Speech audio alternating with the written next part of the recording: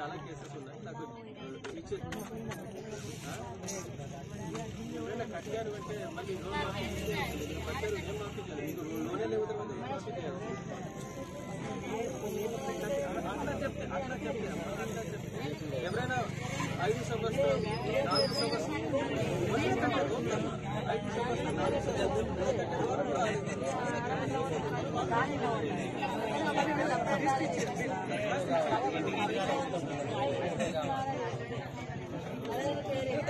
Zero వస్తలేదు మాకు.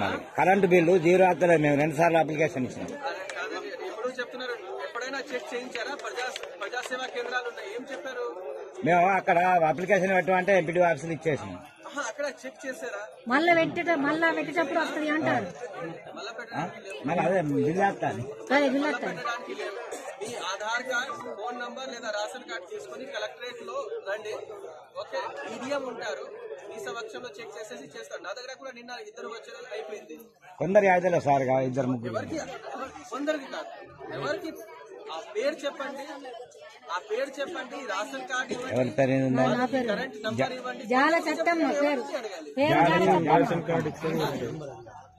Ration card, Aadhaar card, mobile number, ఏ మొబైల్ నంబర్ నుంచి అప్లై చేశారు 3, అండ్ కరెంట్ బిల్ లో యూఎస్సి నంబర్ ఉంటది. ఈ 4 డాక్యుమెంట్ తీసుకొని కలెక్టరేట్ కి లేదా ఎంపీడీ ఆఫీస్ కి వెళ్ళాలి. ఎంపీడీ ఆఫీస్ లో కంప్యూటర్ ఆపరేటర్ ఉన్నారు, వాళ్ళ దగ్గర కరెక్ట్ చేయడానికి ఉంది.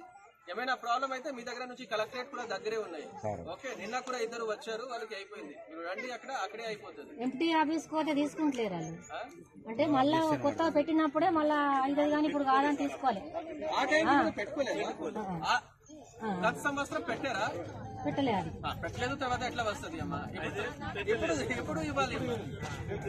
పెట్టలేదు, తర్వాత పెట్టకపోతే ఎట్లా వస్తుంది? పెట్టిన వాళ్ళకి పెట్టింది సార్. ఒకసారి ఎంపీడీ ఆఫీస్ ఇచ్చారు.